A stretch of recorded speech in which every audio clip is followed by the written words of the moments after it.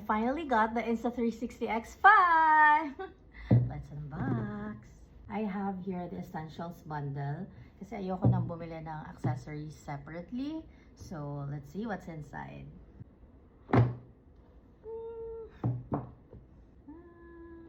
We have an extra battery. It looks like this. We have here the user manual. Meron pa sa inyong hindi nagbabasa ng ganito?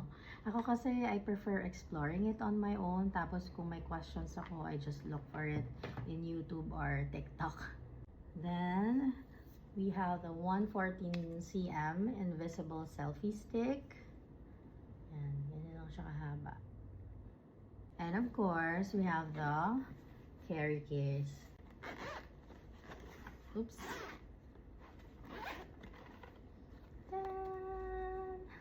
In the case, we have the utility fast charging case. Dito siya ilalagay yung battery. We have the standard lens guards. Hirap na matanggalin. I have to tear it. Okay, so we have this one. Here's the other one. Then you can find here the protective pouch. And ganyan siya. Inside the pouch, you'll see the lens cloth. Here. We also have the USB-C cable. There. Nagpo-focus. And last but not the least, of course, the camera itself. It's here. It has lens cover for extra protection.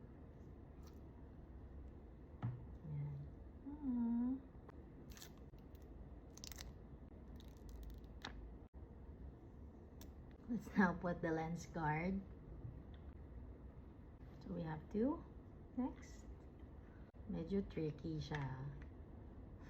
There you go. Love it. Let's put the invisible selfie stick.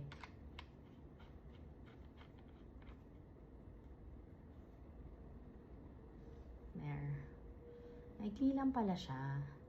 I mean, maybe this longer than this, but I'm not sure. Pero feeling ko sobrang layo na nakuha nun. Parang just enough lang siya. Yan, ganyan. Can't wait to try this. Bye. Boink.